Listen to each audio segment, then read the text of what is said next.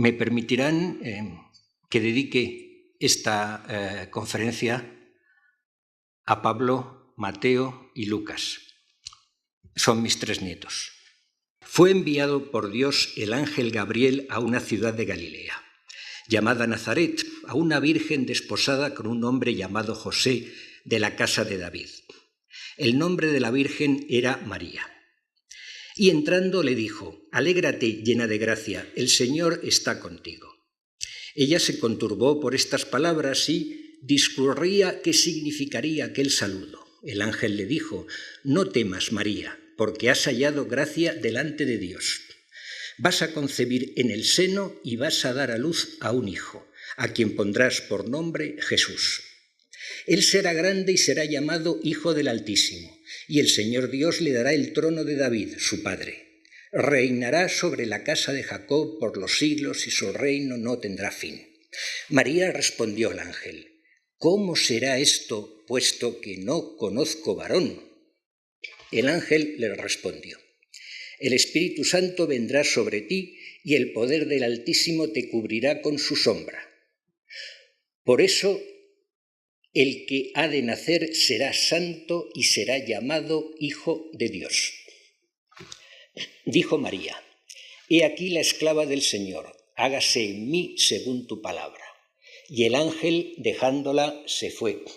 Si alguien tuviera la amabilidad de facilitarme algo de agua, café, Coca-Cola, cualquier cosa líquida que sea posible, lo agradeceré infinito. ¿Una virgen embarazada? ¿Cuántos debates no se habrán producido en la historia de Occidente a propósito del asunto de la divina concepción de la Virgen? Incluso constituyó, como ustedes saben, punto decisivo de conflicto en el cisma que enfrentó la Reforma a la Contrarreforma. Y luego, ¿cuántos cristianos de buena fe, pero que se quieren modernos, no hubieran preferido poder excluir ese incómodo presupuesto de su campo de creencias? ¿Y cuántos no cristianos han expresado su burla hacia aquellos otros que se obcecaban en creer que una virgen podía haber quedado embarazada por obra de un Dios?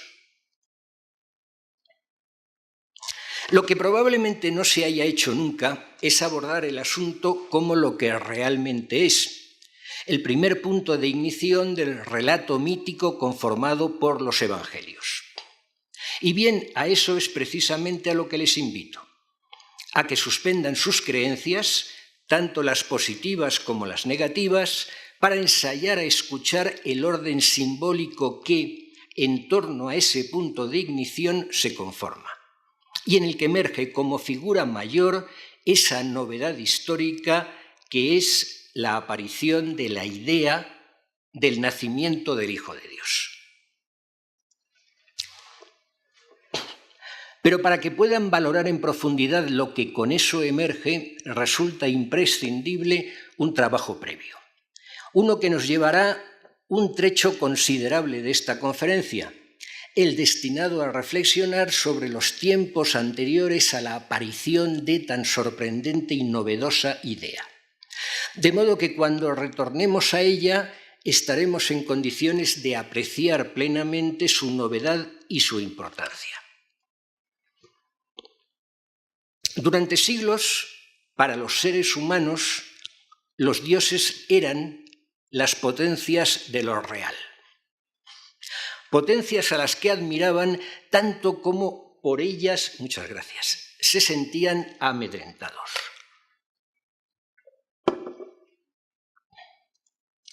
A la vez admirados y amedrentados porque la violencia de esas potencias podían desencadenar todo tipo de cataclismos que desbordaban totalmente los límites de lo humano.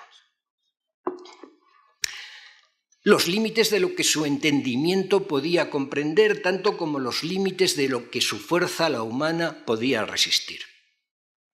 Y lo mismo sucedía con las formas de su manifestación. Nada permitía al entendimiento humano preverlas y así tomar frente a ellas las necesarias precauciones. La combinación de esas dos magnitudes, la de una violencia que desborda de manera inconmensurable la fuerza con la que los hombres pueden hacerle frente, y la de una imprevisibilidad absoluta de sus irrupciones, tanto por lo que se refiere a su momento como a su forma y a sus efectos, todo eso hacía de los dioses seres, quizá fuera mejor decir fuerzas sagradas. Eso era pues lo sagrado, todo lo que tenía que ver con esas potencias, con su descomunal violencia y con su absoluta imprevisibilidad. Frente a ello estaba lo profano, el mundo de las actividades humanas socializadas y, en esa misma medida, inteligibles, previsibles. Se darán cuenta quizás de que estoy utilizando ambos conceptos, el de lo sagrado y el de lo profano, en el sentido que les diera Georges Bataille. Pero por mi parte, permítanme que añada un suplemento de conceptualización. El mundo de lo profano era ya el mundo de la realidad de nuestros antepasados, porque era el mundo de lo calculable, lo inteligible, lo previsible. Podía incluir conflictos, pero esos conflictos a su vez entraban en el ámbito de lo igualmente calculable. Lo otro, en cambio, ese mundo sagrado habitado por fuerzas descomunales, imprevisibles e ininteligibles, era el mundo de lo real.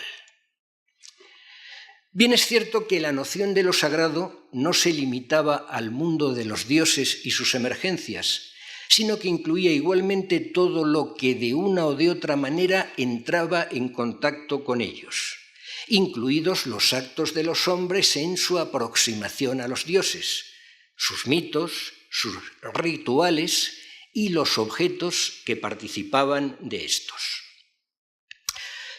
Y bien, centrémonos en ese ámbito por el que los hombres se aproximan a los dioses, es decir, el ámbito de los rituales que eran, en lo esencial, rituales propiciatorios, consistentes en las conductas por las que los hombres trataban de evitar que los dioses desencadenaran sobre ellos su violencia. No oscurezcan tanto, porque un poquito de luz en la sala viene bien, si no... Por eso hablamos precisamente de rituales propiciatorios. Ahora bien, ¿qué propiciaban? Podríamos responder la benevolencia de los dioses, y no en un sentido genérico, sino en uno del todo concreto, que fueran buenos, que no fueran malos, para aquel que a ellos se aproximaba por la vía del ritual. Permítanme a este propósito que les llame la atención sobre algo en lo que seguramente no se han parado nunca a pensar. Desde el mismo momento en que la benevolencia del Dios queda asociada al ritual propiciatorio, resulta obligado deducir que el Dios en sí mismo no es necesariamente bueno, no es benevolente. No es benevolente porque hace falta un ritual precisamente para propiciar esa benevolencia. Y el asunto se hace tanto más claro cuando se constata que en la inmensa mayoría de los casos atestiguados por la antropología, el ritual propiciatorio consiste en la realización de sacrificios ofrendados al dios en cuestión. ¿Sacrificios de qué? De cualquier cosa que resulte valiosa para el que sacrifica. De modo que cuanto mayor sea el valor de lo sacrificado, mayor se espera sea la eficacia del ritual. No debe olvidarse que lo sacrificado no solo es algo que pierde el que lo da en sacrificio, sino también algo que recibe el Dios al que se lo sacrifica. Pero lo notable, lo realmente indicativo de la índole del Dios que recibe el sacrificio, es el modo mismo por el que se consuma el paso de lo sacrificado por el ser humano al Dios que lo recibe. La forma con mucho más extendida del sacrificio fue la del fuego, de modo que solo en la medida en que el objeto se consumía por obra del fuego podía ser aceptado por el Dios que lo recibía. Cabe preguntarse, ¿La deidad lo recibía incólume, tal y como lo sacrificado existía antes de su paso por el fuego? Bien, esa es una posibilidad, a la que el paso por el fuego añadiría la idea de la purificación del bien recibido. Pero miren, no es para nada evidente. De hecho, tal respuesta supone muchas postulaciones de notable complejidad que no necesariamente habrían de presentarse en las formas más primitivas de sacrificio. Así, la existencia de un mundo otro en el que habitaría ese Dios, donde guardaría los bienes recibidos una vez purificados. Bueno, eso puede darse sin duda, pero no debe rechazarse la otra posibilidad. ¿Cuál? Que la recepción por el Dios del bien sacrificado se consuma en su misma consumición, ya sea por el fuego, la espada o por cualquier otra vía equivalente. Quiero decir que el Dios no sea acumulativo, sino voraz, que se trate de un Dios para el cual no hay otra posesión que la destrucción, la incorporación y la aniquilación de lo poseído. Un Dios, pues, a la vez violento y voraz, que se alimenta de esa consumación y que goza de ella. Si lo piensan bien, creo que se darán cuenta de que para un Dios así, el rito no precisa siquiera, para su comprensión, de la postulación de una intención propiciatoria, es decir, esa voluntad de la que les he hablado de obtener la benevolencia del Dios. No, porque ante él el objeto sacrificado en el rito opera no ya como un obsequio entregado en busca de benevolencia, sino de manera más sencilla y primaria como un alimento destinado a saciar el hambre violenta de ese Dios. Permítanme que les presente un ejemplo de ello lo suficientemente expresivo. Procede del famoso texto de Fraser, La rama dorada. Léanlo. Las 7 doncellas y 7 donceles que los atenienses tenían obligación de enviar a Minos cada 8 años, parece que eran encerrados en el laberinto para ser devorados por el Minotauro o al menos quedar aprisionados para siempre. Quizás eran sacrificados quemándolos vivos dentro de un toro de bronce o de una imagen de hombre con cabeza de toro, con objeto de renovar la fortaleza del rey del sol a quien personificaba. Lo hace sugerir la leyenda de Talos, un hombre de bronce que abrazaba contra su pecho a la gente y se arrojaba al fuego con ella, que moría abrasada. Se cuenta que se lo había entregado Zeus a Europa o Hefaistos a Minos para guardar la isla de Creta. Según otro relato, era un toro y según otro más, el sol. Probablemente estaba identificado con el Minotauro y, despojado de su forma mítica, no sería otra cosa que una imagen broncínea del sol representado como un hombre con cabeza de toro. Con el designio de reavivar los fuegos del sol serían sacrificadas víctimas humanas al ídolo, quemándolas dentro de su cuerpo hueco o colocadas en sus manos inclinadas de tal modo que por declive rodaran a un foso de fuego. Esta fue la manera como los cartagineses sacrificaban sus niños a Moloch. Las criaturas eran colocadas en las manos de bronce de una imagen con cabeza de ternero, desde las que se deslizaban dentro de un horno encendido. Mientras la gente bailaba al son de las flautas y panderos para ahogar los gritos de las víctimas que se quemaban, el culto asociado con el nombre de Minos y Minotauro puede haber influido poderosamente en el culto de algún Baal semítico. Poderosísimo texto al que yo solo haría una corrección. Miren, no creo que el motivo de esos gritos fuera apagar los gritos de los niños que morían, todo lo contrario, era entregarse del todo al goce de la aniquilación de los niños sacrificados. Porque hay un goce extraordinariamente oscuro, pero extraordinariamente potente ahí. No se imagina benevolencia alguna posible en esa bestia divina, como ven. Es una bestia primaria y salvaje. Tan solo se procura calmar su violencia, o, si prefieren, su violenta reclamación de carne humana que lo alimente. Realmente notable en este sentido es que ello cobra la forma de una incorporación literal de la víctima por el dios, por la vía de una devoración que la hace pasar al interior de su cuerpo, donde arde hasta morir. Como pueden ver, en opinión de Fraser, el culto al Minotauro de los cretenses podría haberse inspirado en el más antiguo de Moloch Baal. Bien, permítanme que se lo presente a ustedes, pues la suya es una figura en extremo expresiva. Hay pocas representaciones suyas. Esta es la de Johann Lud, de principios del 18, en el libro Los antiguos santuarios judíos. Vean esta otra, es la más antigua, de Athanasius Kirchner, pero es ya de 1652, de su Oedipus Egyptiacus. Moloch fue un dios de origen semita que, a través de fenicios y cartaginenses, extendió su influencia por toda el área mediterránea. Y bien, han tenido ustedes ya ocasión de leer cuál era el bien sacrificado más estimado por Moloch. Los hijos mismos de los propios oferentes.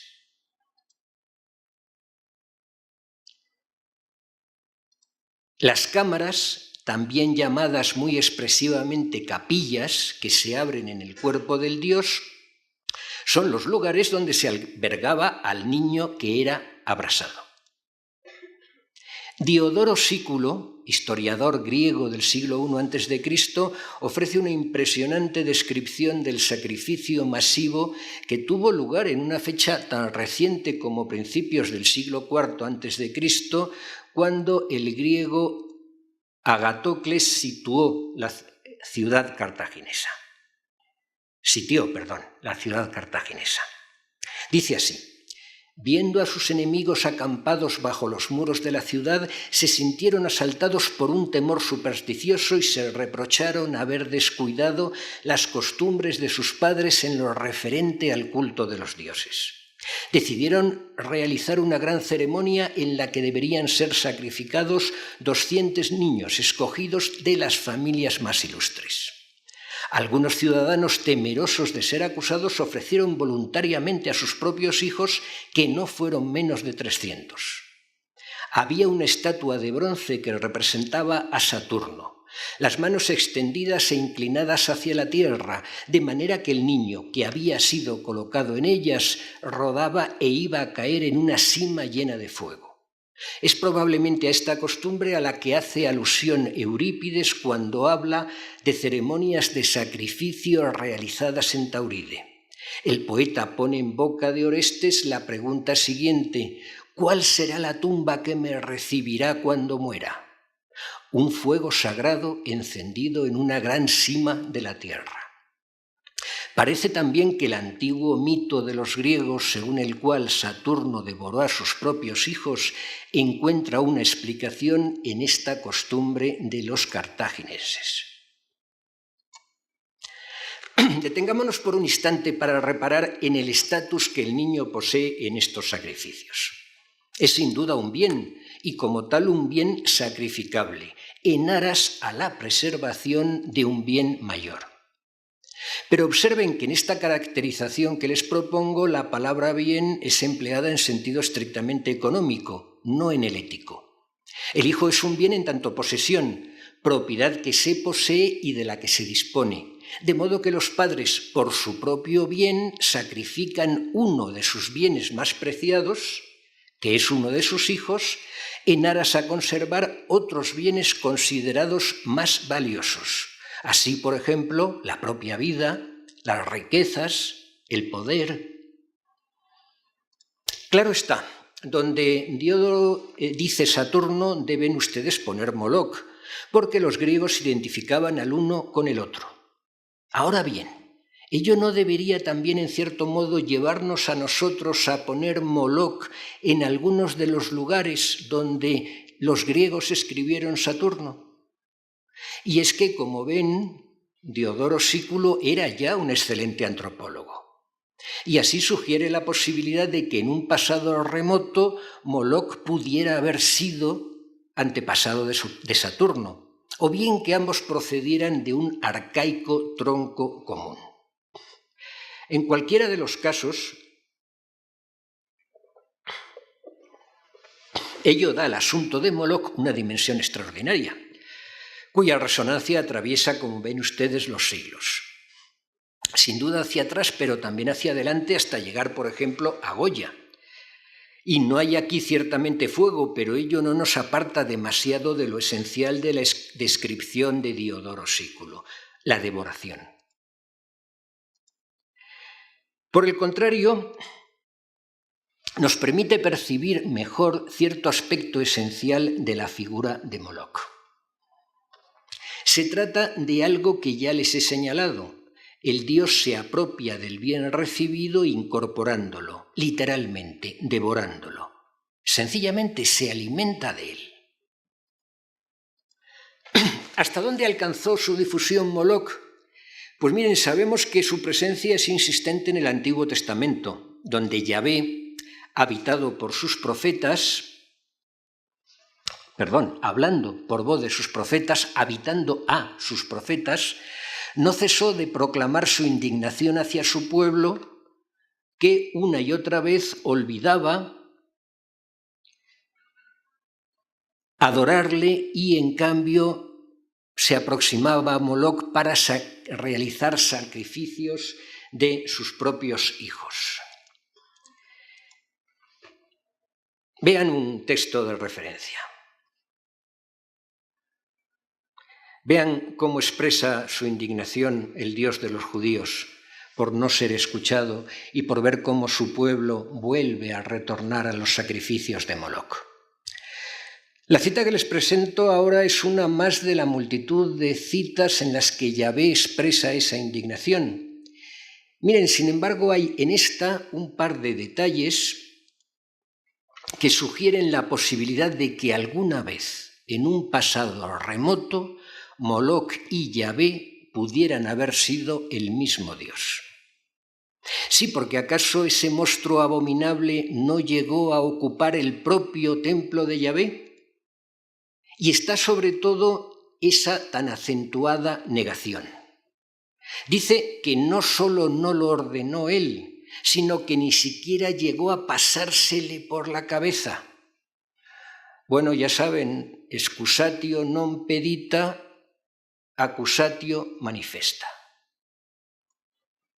¿No les parece oír hablar ahí a un Dios perplejo, inseguro, que por un momento duda si alguna vez llegó, si no a decir, al menos a pensar que los hijos de los judíos habían de serle sacrificados? ¿Que él mismo en una vida anterior podría haber sido el propio Moloch? Vean este texto de Ezequiel que parece casi una declaración sobre el asunto.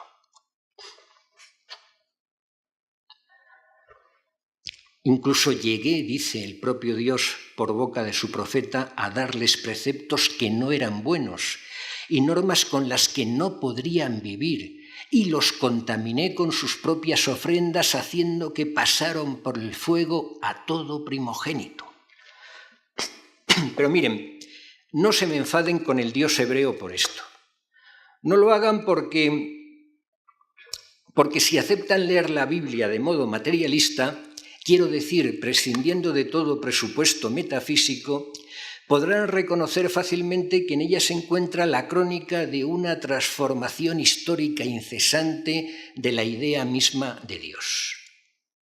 Y a este propósito, para el que les habla, resulta más que convincente la hipótesis freudiana, según la cual el Antiguo Testamento contiene dos representaciones esencialmente diversas, si no opuestas, de su Dios.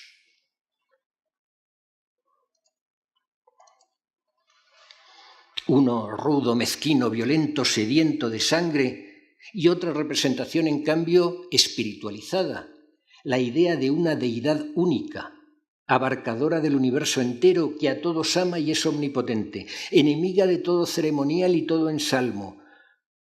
Ella fija a los hombres como meta suprema una vida en verdad y justicia. Bueno, volvamos al primero, al Yahvé Moloch, ese dios local rudo, mezquino, violento, sediento de sangre. ¿Estamos seguros de que fue propiamente un dios? ¿Y si hubiera sido una diosa? Vean su imagen. Nada en ella sugiere atributo fálico alguno. En su lugar, en cambio, aparece una oquedad ardiente que se abre hacia el interior mismo del cuerpo. Y, por cierto, ¿no fue una intuición semejante la que asaltó al Goya que, desde lo más hondo de su particular psicosis, pintó a Saturno devorando a sus hijos? Se piensa que en su origen Yahvé debió ser una divinidad volcánica. Pues bien, a poco que echen ustedes un vistazo a un volcán en cualquiera de sus fases, creo que deberán reconocerme que por su conformación se encuentra mucho más cerca de la anatomía femenina que de la masculina. Y es precisamente allí, en el interior de ese cuerpo ardiente, bueno, ahí tendrían que ver ustedes a Moloch, enseguida retornará. Es precisamente ahí, en el interior de ese cuerpo ardiente, donde los niños eran introducidos. De manera que ahí eran absorbidos, incorporados, abrasados los hijos entregados en ofrenda. ¿Cómo no entender entonces el ritual como lo que más evidentemente aparenta ser, es decir, como una suerte de parto invertido en el que el niño, en vez de ser dado a luz, retorna al interior del cuerpo originario del que procede? ¿No han oído nunca decir a una mujer que ha vivido recientemente un parto que cuando éste se aproximaba era como si hubiera un volcán ardiente en su interior? Me objetarán la presencia de los cuernos que ostenta Moloch, pero miren, sucede que esos cuernos podrían pertenecer perfectamente a la poderosa vaca llamada Hathor, divinidad egipcia mitad vaca, mitad leona, pero en cualquier caso hembra y mujer. Diosa de la fecundidad y del amor que, como todas las diosas arcaicas, era a la vez diosa de la muerte, la guerra y la destrucción. En la mitología egipcia aparece a la vez como madre y como hija de Ra, y en esta segunda condición, la de hija de Ra, se la identifica con el ojo solar de Ra, cuyo calor puede llegar a abrasar. Y no menos notables son sus identificaciones en las culturas próximas. Los semitas la llamaban Baalat, la señora. En Biblos fue identificada como Astarté. Ahora bien, Astarté era la esposa de Baal, y Baal es el tronco del que procede, como una de sus versiones, el propio Moloch. ¿Esposa entonces o esposa después, una vez diferenciada de su esposo? ¿Y si Baalat hubiera sido el nombre originario de Baal Moloch? Miren, si tuviera un tiempo del que no dispongo, me detendría a exponerles toda una serie de indicios que apuntan en esta dirección. Me conformaré con este que procede del Antiguo Testamento. Esos saltos que pueden ustedes leer en la cita que tienen en pantalla eran los lugares donde se sacrificaba a los niños. Sacrificios en los que el propio Salomón llegó a participar 1000 veces.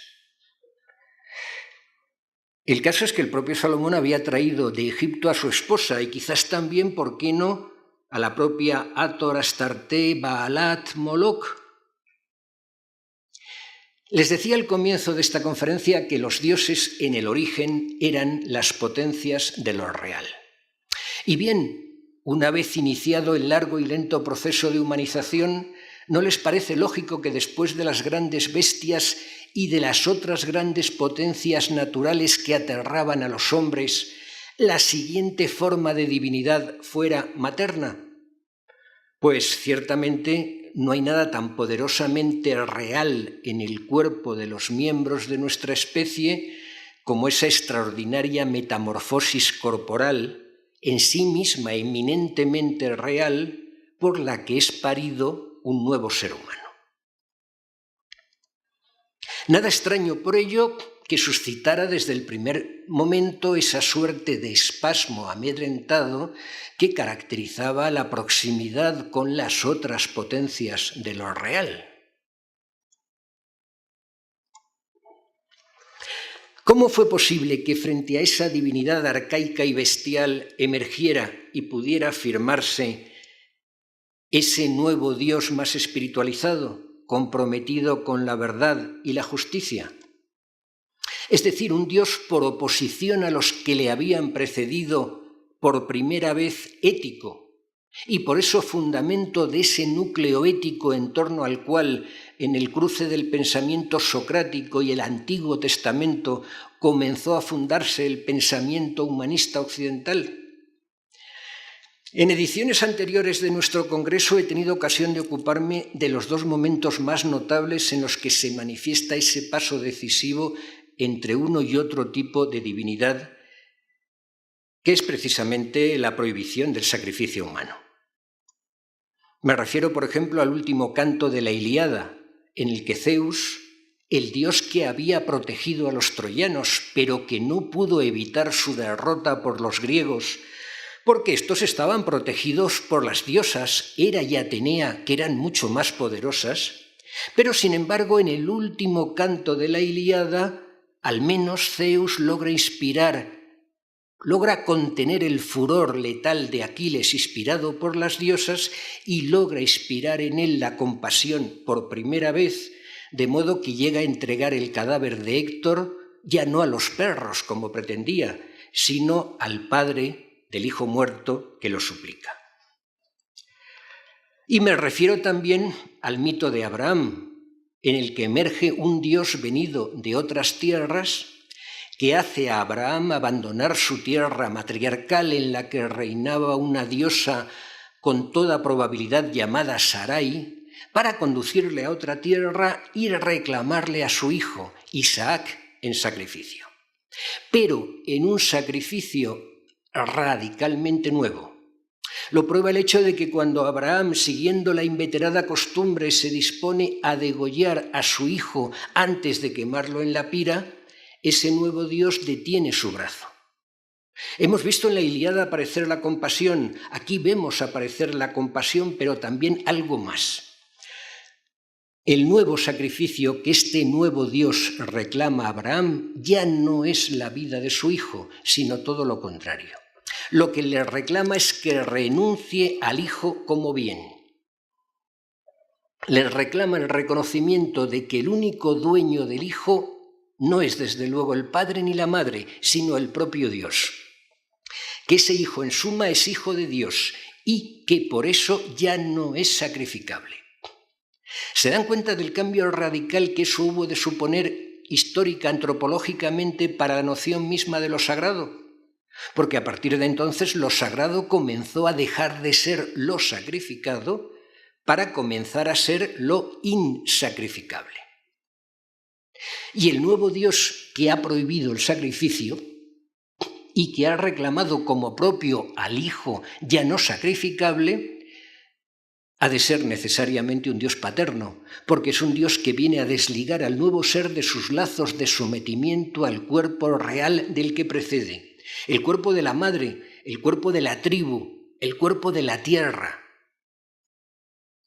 De modo que la expresión hijos de Dios, aunque no aparece todavía en el relato de Abraham, que es por cierto uno de los más antiguos de la Biblia, aparecerá ya cristalizada en los textos posteriores, donde esa expresión hijo de Dios alcanzará a todo hijo de judío. Pero a la vez se detiene la mayor parte de las veces en él.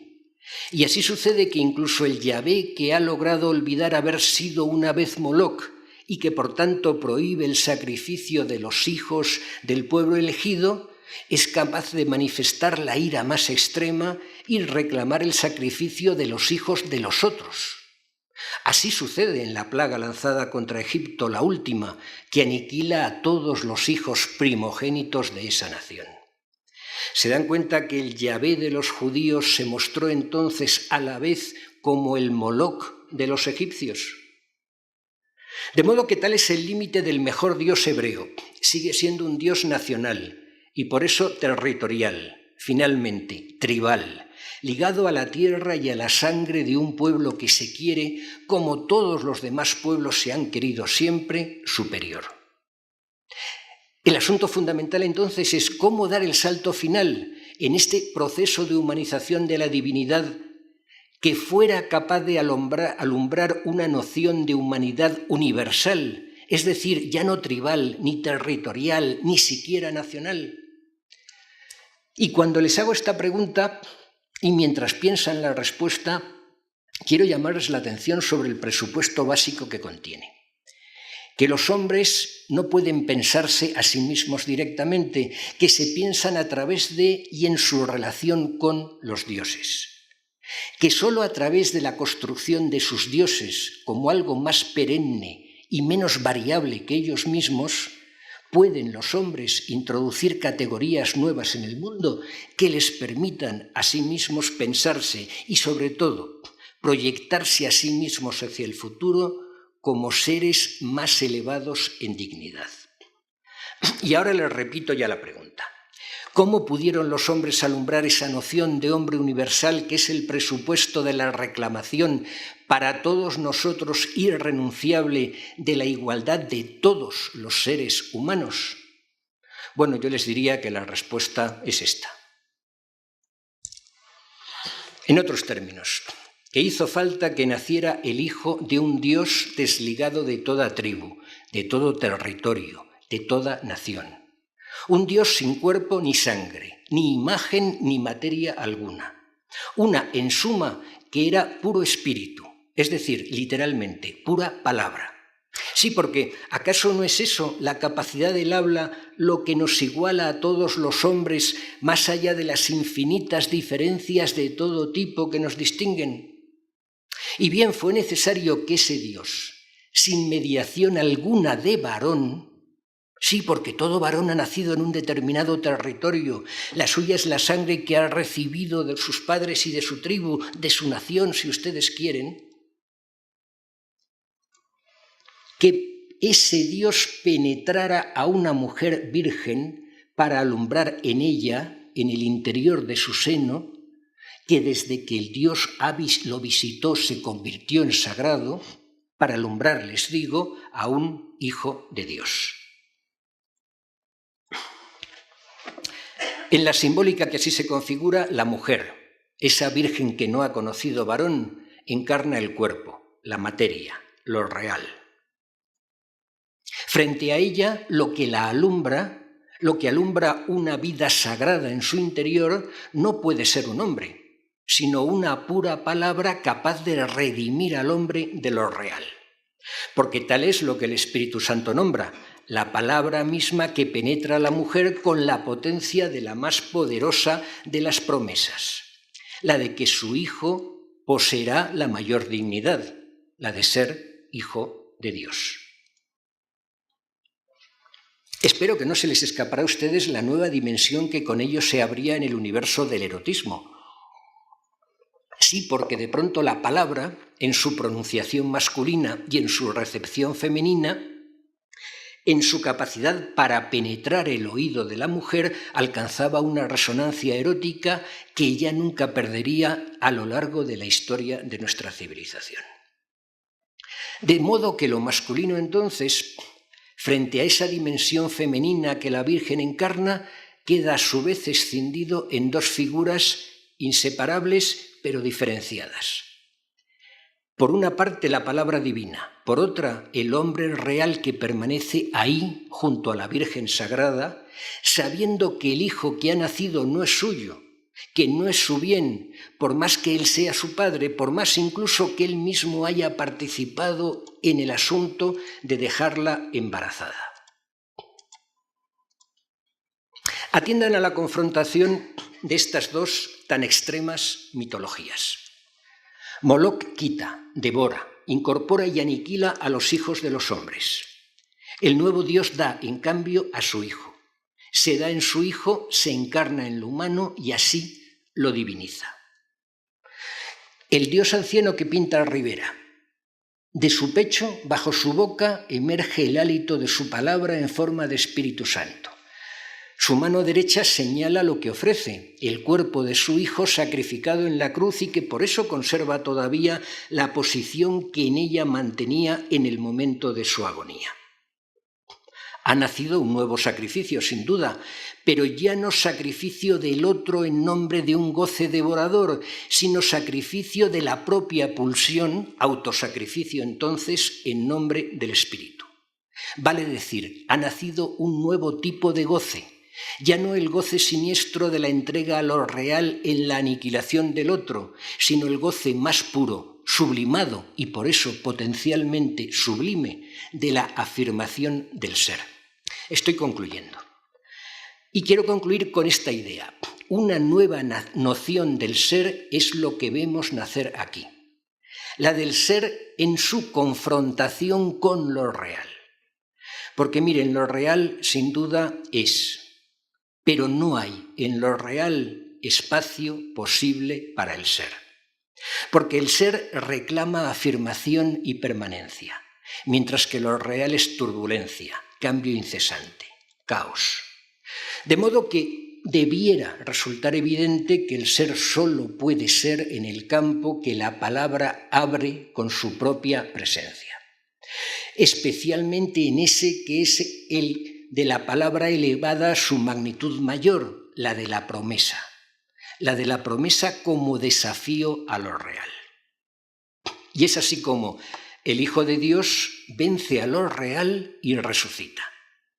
No porque su cuerpo retorne de la muerte, sino porque en su muerte no solo perece crucificado, sino que se afirma crucificado, fijado más allá de la muerte en el gesto mayor de su agonía, que es el de morir para que permanezca la promesa de la existencia del Padre.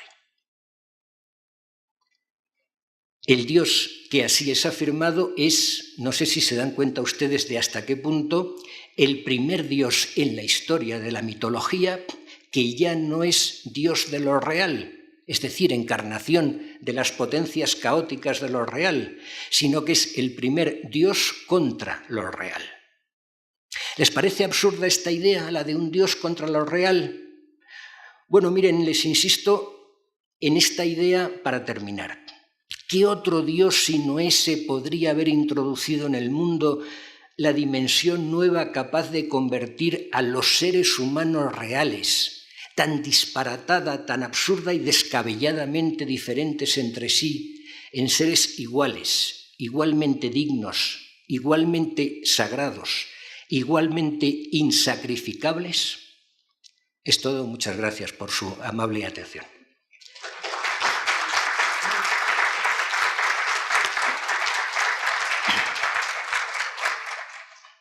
¿Le parecería absurdo suponer que, poniendo algún cuidado a la primera imagen que apareció en la pantalla, la Anunciación de Fra Angelico, en la sección de la izquierda del cuadro que está conservado en el Museo del Prado, si no estoy mal, entre otras cosas, aparece la espada vertiginosa del arcángel Rafael echando a esos pobres refugiados de la plenitud paradisíaca del sentido. Sería absurdo suponer que Fra Angelico hubiese querido sugerir que la Anunciación implica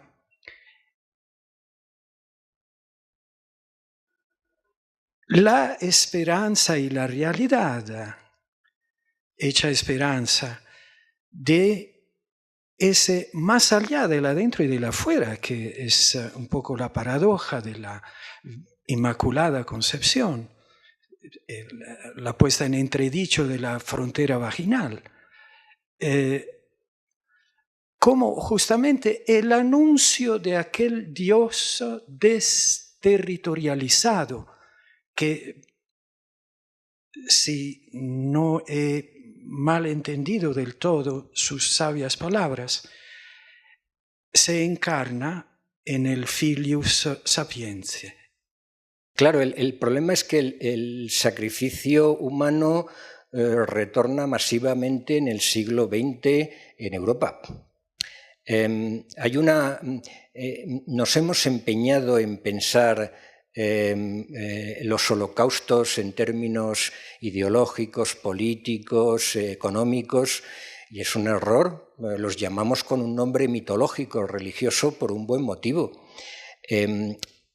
A finales del XIX se proclama la muerte del dios monoteísta patriarcal y a principios del siglo XX retornan sin que nadie se dé cuenta, pero siendo omnipresentes, las diosas arcaicas, raciales, tribales, la diosa madre Alemania, la diosa humanidad del comunismo stalinista, y reclaman sacrificios sangrientos.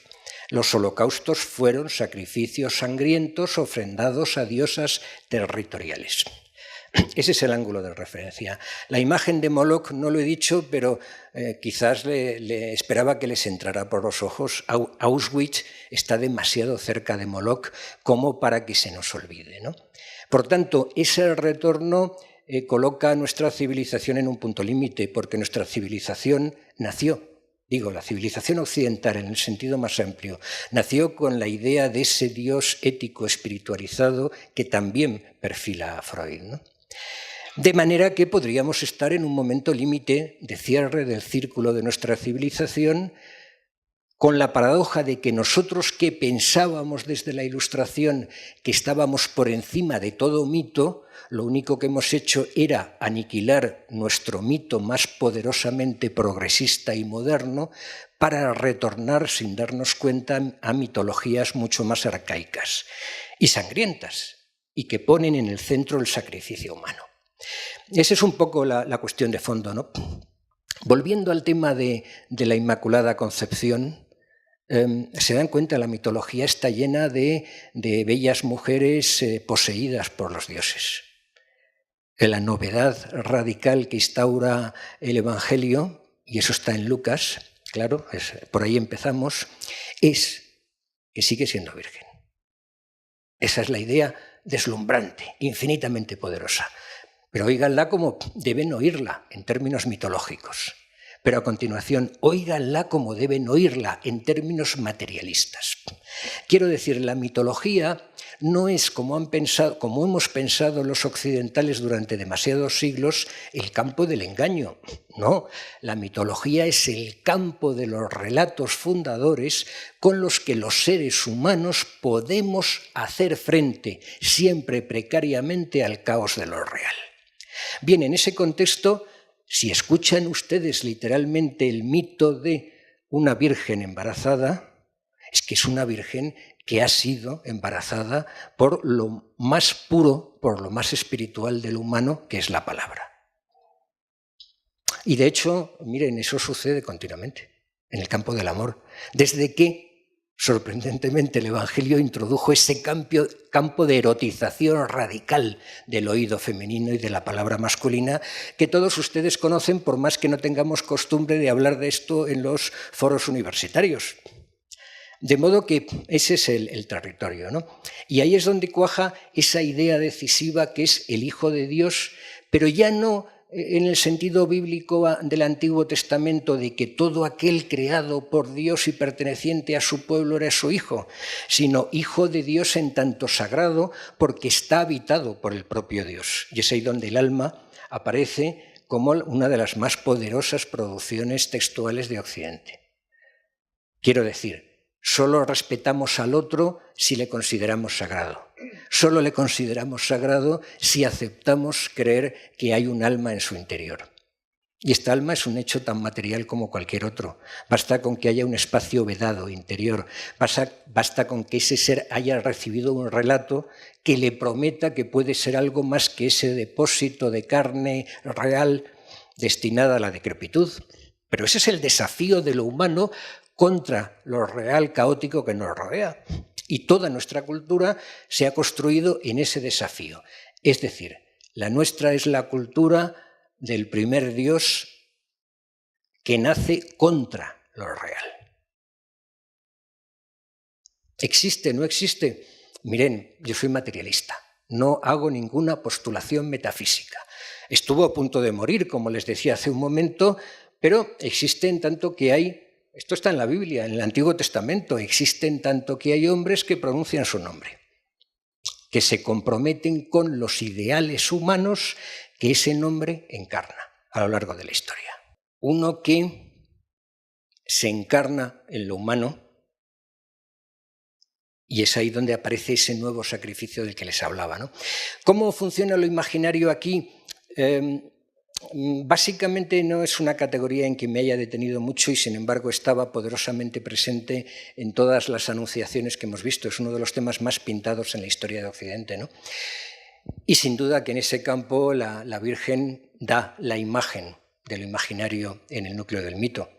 Esto en la cultura católica es tan evidente que basta con entrar en un templo católico para ver ahí a la Virgen, ¿no?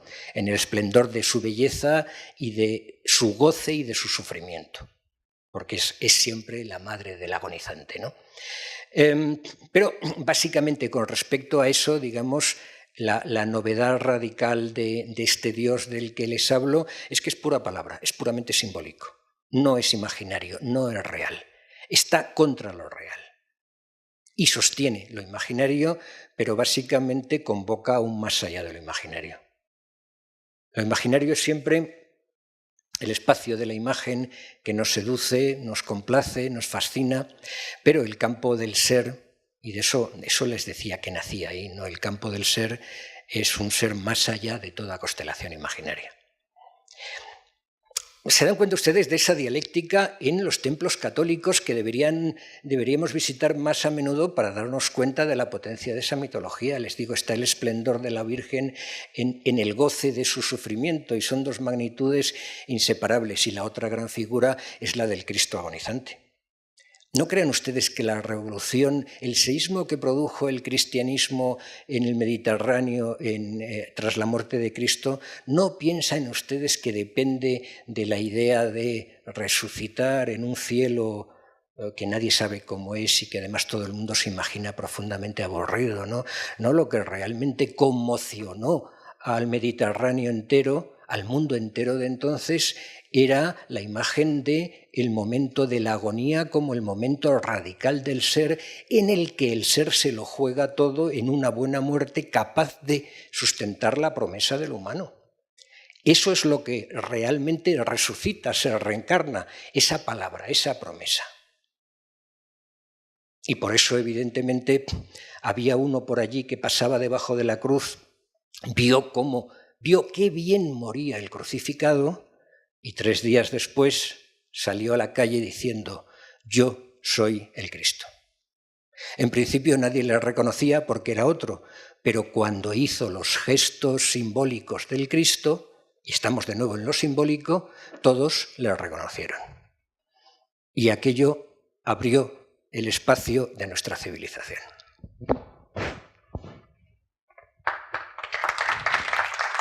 Gracias.